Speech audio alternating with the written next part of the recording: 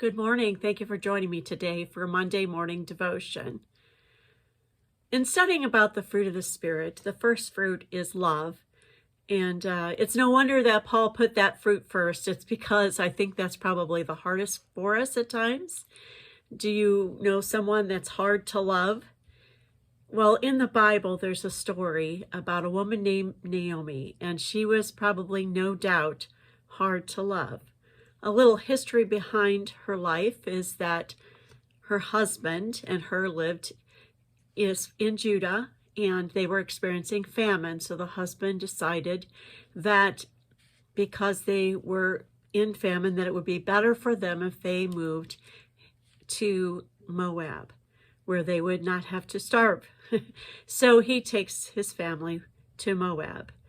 And while he is there, the sons marry from the Moabite women, Orpah and Ruth. And in the meantime, the husband passes, leaving Naomi as a widow. And then her sons pass away, leaving her only with her two daughters. She finds out the good news that in Judah they are no longer experiencing the famine that they had once experienced. And so she decides that she is going to move back to Judah. And as she is doing that, she explains to her daughter-in-laws that they should just stay. They should just stay in Moab. And this is the words that she says in Ruth 1, verse 19. Or actually 20, I'm sorry. It says, "Don't call me Naomi," she said, "call me Mara, because the Lord Almighty has made my life very bitter. I went away full, but the Lord has brought me back empty. Why call me Naomi? The Lord has afflicted me. The Almighty has brought misfortune upon me." In the story, we know that Orpah decides to stay in Moab, but Ruth goes with her. Sometimes in life, we have people who are difficult, but when we put their glasses on for a while or walk a day in their shoes, we kind of understand why they are so bitter, why they are empty.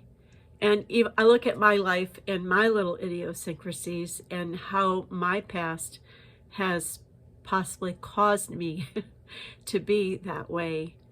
And so I think just understanding how someone is and loving them through the difficulties. Ruth was the woman that expressed the greatest love for a woman who was very bitter. And what she did for her, God did reward her if you read further in the story. But we all have someone like that. We all have a Naomi in our life. And God is calling us to love them despite how hard it may be. And so today, I ask you and myself, are we allowing the fruit of the Spirit, love, to permeate our lives and be evident in our lives towards others, and that other people see? Or are we lacking in that? Of course, you know we cannot do this on our own strength. We need to ask the power of the Holy Spirit to enable us, to empower us, to love when it's hard to love.